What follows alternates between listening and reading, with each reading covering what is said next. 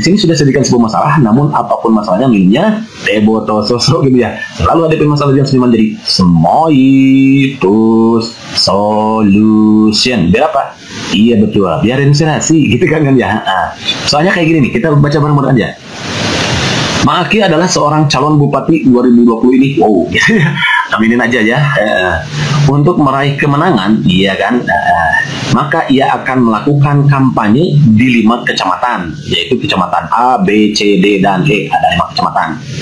Untuk kemudahan dalam berkampanye, tim kemenangan, wah, Ma'Aki punya tim kemenangan nih, memperbolehkan Mang Akil untuk berkampanye dengan ketentuan sebagai berikut. Jadi ternyata untuk berkampanyenya Mang Akil itu tidak serta-merta jadi boleh A, B, C, D, E, enggak. Ternyata ditentukan oleh tim kemenangan. Ketentuan seperti apa? 1. Ia dapat berkunjung ke kecamatan D. Ini ada kecamatan D jika telah berkunjung ke kecamatan C dan E. Jadi boleh ke D kalau C dan E sudah, gitu ya. Kemudian ia tidak bisa mengunjungi kecamatan E sebelum mengunjungi kecamatan A, gitu. Kecamatan kedua yang harus dikunjungi adalah kecamatan B. Nah, pertanyaan gitu ya. Pertanyaannya adalah 2 kecamatan yang dapat dikunjungi setelah, awas nih, yang dapat dikunjungi setelah kecamatan E adalah bla bla bla. A kecamatan A dan B, B kecamatan B dan C, C kecamatan C dan D, D kecamatan E dan D, E kecamatan D dan A, gitu. Nah, ini kita kan tujuannya berarti tadi kan soal ini adalah untuk kita menganalisis nih, dari data yang diberikan, informasi yang diberikan. Lalu kita tarik kesimpulan. Ini contoh soal analitis gitu. Atau yang lebih keren dikenal dengan penalaran analitis seperti ini gitu ya. Yang ada Budi, Tono, Tony, dan apa ya. Pokoknya seperti itulah yang membingungkan gitu. Jadi kawan-kawan, triknya untuk menjawab soal seperti ini, pertama ya kita boleh langsung aja dan soal langsung loncat ke sini. Jadi dilihat dulu apa sih yang dimau soal. Oh, ternyata kita mencari 2 kecamatan yang dapat dikunjungi setelah E. Oh, berarti lalu ke sini, kalau ini hanya pemanis saja gitu ya, bisa langsung ke sini. Ketentuannya biasanya di sini. Jadi kalau ini hanya pemanis saja, kalau Ma'Aki sebagai calon bupati itu hanya pemanis saja, jadi langsung aja ke sini. Kata soal, ia berkunjung ke kecamatan D jika telah berkunjung ke C dan E. Berarti boleh ke D kalau sudah C dan E. Nah, C dan E. Entah apa C dulu atau E dulu, kita nggak tahu ya. Pokoknya tulisannya seperti ini.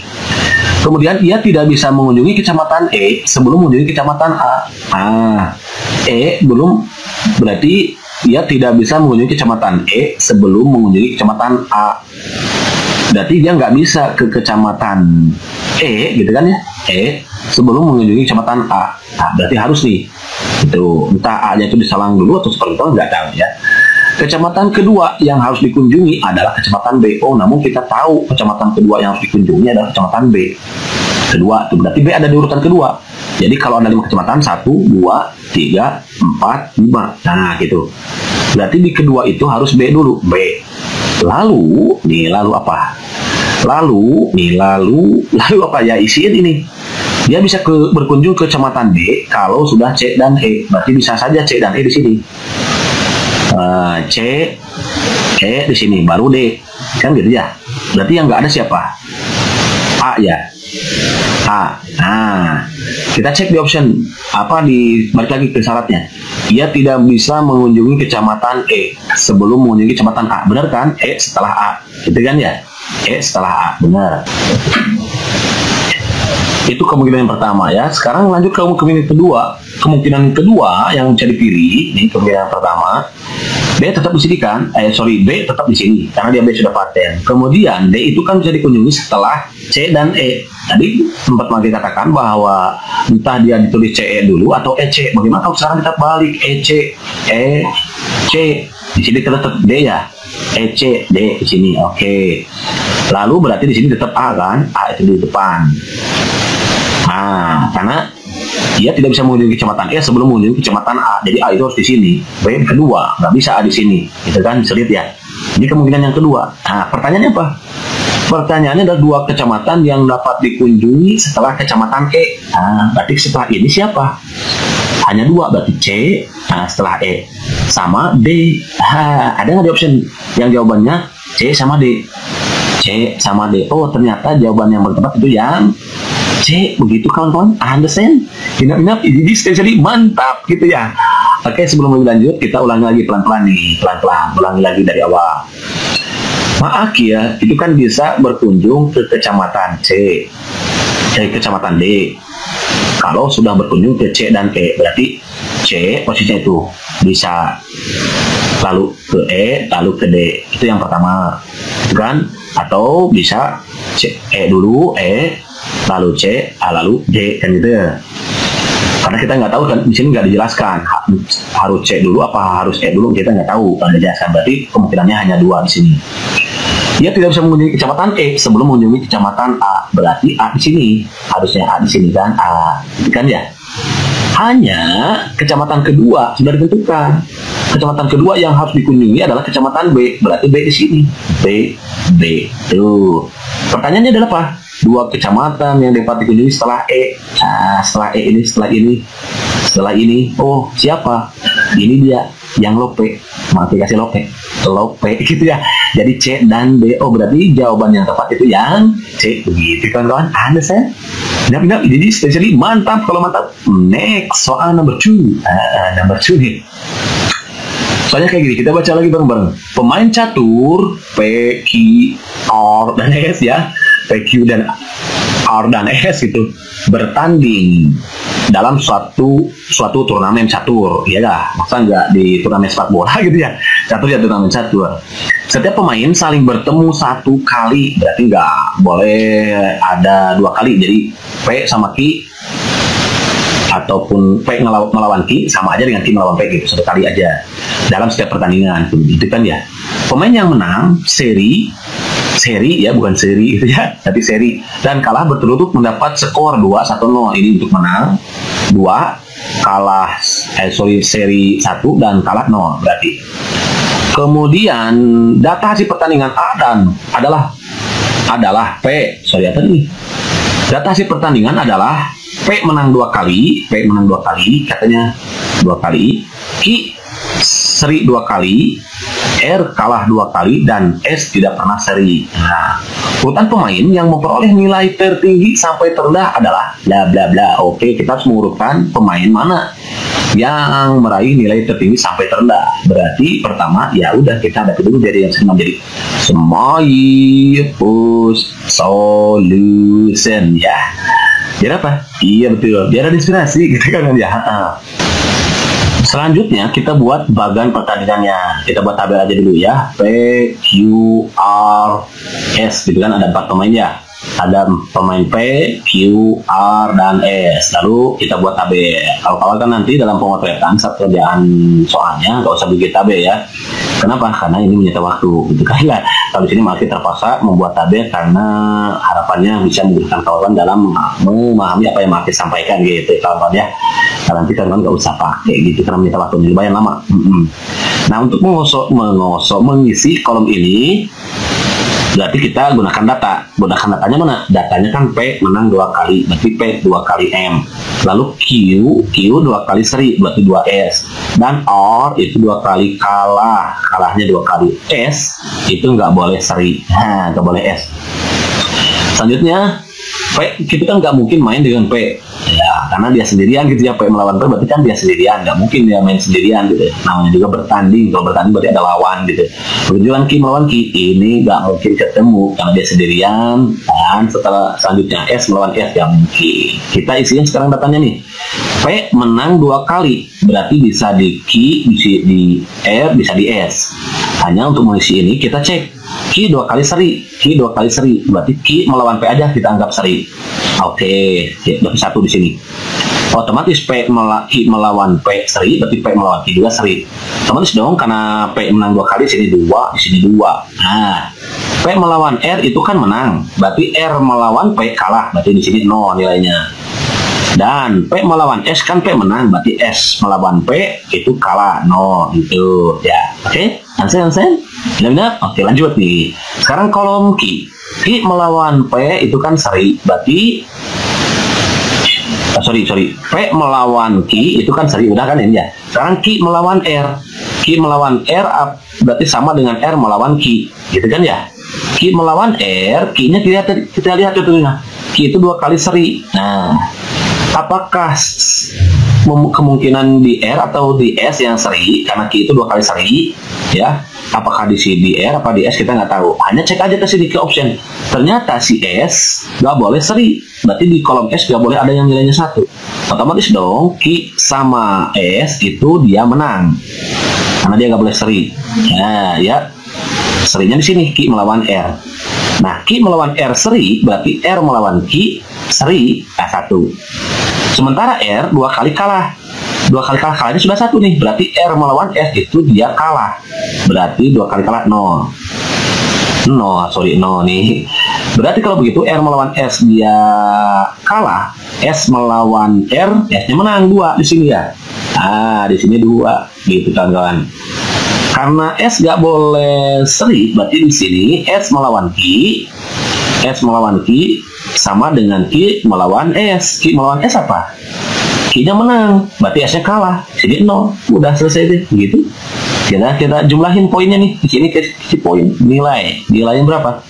Ini 2 tambah 2 4 tambah 1 5. Ini 2 tambah 1 3 tambah 1 4. Ini 1 dan ini 2. Tugas kita adalah mengurutkan dari besar ke kecil. Berarti 5. Siapa tuh milik siapa? Milik P. 4 milik siapa? Milik Q. Berarti PQ. Dan yang besar berikutnya adalah 2. 2 adalah milik S. Berarti urutannya adalah PQS baru E. Nah, karena yang ditanyakan adalah urutan pemain yang poin tertinggi sampai terendah adalah berarti P, Q, S, dan R. Ada nggak di option? Ada. Ternyata jawaban yang tepat itu yang A. Gitu aja sudah cek itu semua aktif gitu ya. A gitu kawan-kawan ya. P, Q, S, dan O. Begitu kawan-kawan ansnya. Ingat-ingat, jadi mantap. Soal number 2 nih, number 2 sekarang. Pertama ya udah kita hadapi dulu yang sebelum jadi Moipus solution. Biar apa? Iya betul, biar inspirasi gitu kan ya. Nih soalnya kayak gini.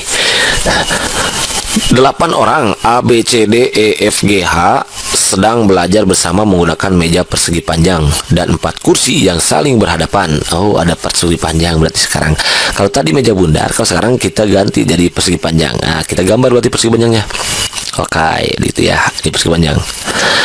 Dan 4 kursi yang saling berhadapan. Berarti ada 4 kursi ya. 1, 2, 3, 4 gitu. Di sini juga 1, 2, 3, 4. Kan ada 8 orang. Kemudian apa nih? E dan G duduk di kedua ujung meja pada sisi yang sama. Kita ikuti aturannya nih mulai. E dan G duduk di kedua ujung kursi di ujung nih. Pada sisi yang sama berarti di sini. Gitu sudah dipakai nih. Kemudian C duduk berseberangan dengan A dan F. Gak tahu ya A dan F-nya di mana. Lanjut dulu. D duduk di ujung meja tepat di hadapan E. Oh, D di sini. Oke, di sini D udah dipakai nih. Di hadapan E sudah dipakai. H duduk tepat di sebelah B. Tapi gak tahu di mana B-nya ya. Jika G dan H tepat berhadapan, oh di sini. G dan H bertepat berhadapan. Yang duduk di sebelah D adalah bla bla bla. Oke, nih kita tinggal cari yang lainnya nih. Katanya nih mana yang belum dipakai, yang ini ya. C duduk berseberangan dengan A dan F. A dan F kita nggak tahu ya. D duduk di sebelah meja D, di ujung meja tepat di hadapan E. Oke, sudah. H duduk tepat di sebelah B. H duduk tepat di sebelah B. Berarti di sini B-nya. Di sini B. Oke. Sementara di sini kan tinggal 1 kursi lagi. Sementara kan di sini ada 2 kursi A dan F nih yang harus bersamaan. Kenapa tahu bersamaan? Karena si A dan F itu duduk berseberangan, artinya berhadapan dengan si A dan F, si C-nya itu. Berarti A dan F di sini. Nah, gitu. Otomatis dong C di sini. Jadi karena 31 lagi. Karena kalau dipasangin A sama F itu nggak mungkin. Kenapa? Karena kalau A nanti di sini jadinya F harus di sini juga. Sementara kan tinggal 1 kursi lagi. Ini kan ya. Begitu juga dengan F. Kalau dipasangin F di sini berarti harus bersamaan dengan A. Sementara nggak ada posisi, tinggal 1 lagi. Jadi kemungkinan yang C. Nah, yang ditanyakan kan adalah siapa? Jika G dan H tepat berhadapan katanya. Yang duduk di sebelah D adalah, nah berarti siapa tuh? C gitu kan ya. Ada nggak di option? Ada. Ternyata jawaban yang tepat yang C. Begitu kan Ansen. Minat, jadi ini mantap gitu ya. Jadi kawan-kawan triknya untuk mengerjakan soal ini, pertama kita harus tenang dulu, santai aja dulu, relax. Kalau rileks dan santai, insya Allah nanti ketemu kawan-kawan ya. Karena tinggal diikuti aja aturannya gak. Jadi solusinya tinggal kita ikuti aturan. Kalau aturannya sudah diikuti dan benar, nanti insya Allah nanti jawabannya ketemu gitu. Namun disarankan mengerjakan ini dilewat dulu lah gitu. Kalau versi Maaki sih, kalau kawan-kawan tapi sudah yakin akan bisa mengerjakan ini dengan cepat, karena sering berlatih, itu lebih bagus gitu kawan-kawan ya. Oke, next number 3, the last number ya, yang terakhir nih. Maki hanya berbagi 3 sama dulu. Insya Allah di kemudian hari akan ditambah lagi kalau memang ini diperlukan gitu ya kawan-kawan. Pertama ya udah kita hadapi dulu yang disebut menjadi SMOIP solution. Biar apa? Iya betul, biar inspirasi gitu kawan-kawan ya. 5 orang siswa selalu berkompetisi untuk mendapatkan ranking terbaik di kelasnya. Oh, berarti ada 5 orang siswa nih. Pada semester ini, Wina, Yuki, Jaki, Utari, dan Santi mendapatkan nilai raport yang berbeda-beda. Santi mendapat ranking di antara Utari dan Wina. Yuni mendapat ranking pertama. Jaki mendapat ranking tepat di atas Utari. Namun di bawah Wina, siswa yang mendapat ranking 3 adalah bla bla bla. Oke kawan-kawan. Jadi triknya untuk mengerjakan soal ini sih betulnya langsung aja sih ini ketika kita membaca langsung aja diikuti gitu kawan-kawan. Contoh kayak gini nih. 5 orang siswa berarti ada 5 orang mendapatkan ranking terbaik di kelasnya pada semester 1. Ini ada Wina, Yuki, Jaki, Utari, dan Santi kan. Mendapatkan nilai raport berbeda. Santi mendapat ranking di antara Utari dan Wina. Jadi langsung tuh begitu kita membaca Santi mendapat ranking di antara Utari dan Wina, berarti Santi di sini. Santi, Utari dan Wina ya, berarti ada orang di sini kan. Kita nggak tahu apakah Utari di sini, apakah Utari, apakah Wina di sini, nggak tahu ya. Cuman terus aja dulu, pokoknya Santi itu di antara Utari dan Wina. Tapi ini belum pick ya. Oke lanjut. Yuni mendapat ranking pertama. Oh, ini kita ikuti Yuni berarti di depan. Yuni paling depan. Yuni, berarti ada orang ke sini. Oke, gitu ya. Kemudian Jaki mendapat ranking tepat di atas Utari, namun di bawah Wina. Jaki, ada Jaki nih. Jaki mendapat ranking tepat di atas Utari, namun tepat di atas Utari. Oh, berarti di sini nih. Utarinya agak sebelah sini ya. Namun di bawah Wina. Berarti Wina di sini. Sementara Santi itu kan harus di antara Utari dan Wina. Berarti udah bener Santi Utari di sini. Tapi ternyata di atas Utari ada orang dulu. Jaki mendapat ranking tepat di atas Utari. Jaki tepat di atas Utari. Berarti Utari baru karena tepat, ada kata tepat. Jaki mendapat ranking tepat di atas Utari, berarti harus di sini Jaki. Oke, gitu ya. Namun di bawah Wina, Wina nggak bisa di sini. Kenapa? Karena Wina mengapit Santi dengan karena Wina itu mengapit Santi ya. Santi karena katanya kan tadi Santi mendapat ranking di antara Utari dan Wina, tapi ternyata di atas Utari tepat itu satu, itu adalah Jaki. Berarti otomatis dong udah kayak gini ya, udah selesai semua ya. Yuni, Wina, Santi 3, Jaki, Utari. Nah, pertanyaannya apa? Siswa yang mendapat ranking ketiga, siapa yang ketiga? Ini ke-1, ini ke-2, ini ke-3, ini ke-4, ini ke-5. Ya Santi berarti gitu kan. Ada nggak option? Ada, ternyata jawaban kota tuh yang gitu kan ya. Ansen, tidak minat, ini sering mantap gitu ya. Kalau mantap, ya udah berarti kan ya. Tapi gimana kalau kawan-kawan misalkan tukar menyimpan tadi Utari sama Wina, boleh misalkan tadi opsi yang kedua. Tadi kan mengakhir kebetulan ya, langsung Utari dan Wina. Katanya pokoknya kan Santi diapit oleh Utari dan Wina. Utarinya misalkan Winanya simpan di sini. Oke. Berarti Utari kan di sini. Kalau kawan-kawan nanti posisi mengerjakan seperti ini. Nah, oke sudah. Yuni kan paling depan karena dia ranking 1. Yuni tetap Yuni di sini. Oke, lanjut ke sini. Ada Jaki mendapat ranking tepat di atas Utari. Berarti di sini Jaki. Kalau Jaki disimpan di sini, oke. Maka nanti kawan-kawan ya, Jaki mendapat ranking tepat di atas Utari, namun di bawah Wina. Tuh, nggak di bawah Wina, sementara harus di bawah Wina. Wina kan di sini. Ya, jadi otomatis pas ini ditukar. Jadi jadi Wina dulu, Wina. Jadi di sini Utari. Yuni, Wina, Utari nggak mungkin di sini karena harus di Utari kan di atas Jaki. Di bawah Jaki. Ada Jaki di sini. Udah ini tuh ketemu sama tuh ya. Walaupun kawan-kawan nanti ketukar misalkan ya, tapi bakal ketemu. Pokoknya kalau kawan-kawan mengerjakan sesuai aturan, itu nanti akan ketemu. Itu sebabnya kita harus taat aturan gitu kan ya.